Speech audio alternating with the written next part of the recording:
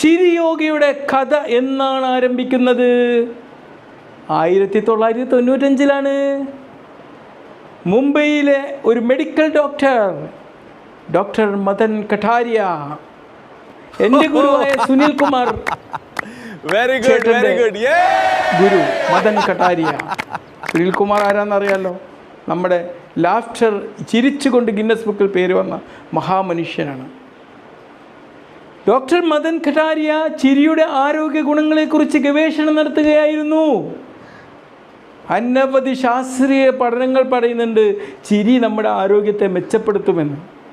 പക്ഷെ അദ്ദേഹത്തിനൊരു പ്രശ്നം ഉണ്ടായിരുന്നു.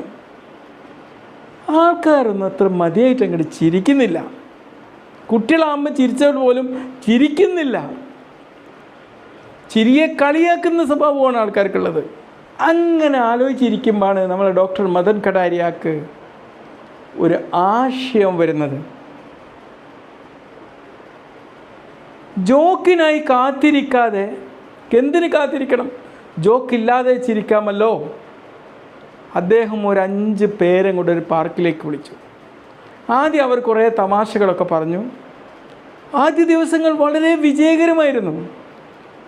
ഒരാഴ്ച കഴിഞ്ഞപ്പോൾക്ക് മദൻ കഠാരിയ സാറിൻ്റെ കയ്യിലുള്ള ജോക്കുകളോടൊക്കെ ആപ്പീസ് പൂട്ടി. ജോക്കുകളൊക്കെ തീർന്നു പോയി. അതേ തമാശ വീണ്ടും ആവർത്തിക്കാൻ തുടങ്ങി.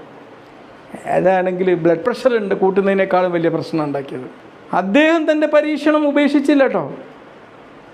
എന്നാൽ തമാശയൊന്നും ഇല്ലാതെ തന്നെ ഉദ്ദേശപൂർവ്വം അങ്ങോട്ട് ചിരിച്ചാലോ? അപ്പോഴാണ് അത്ഭുതങ്ങൾ സംഭവിച്ചത്.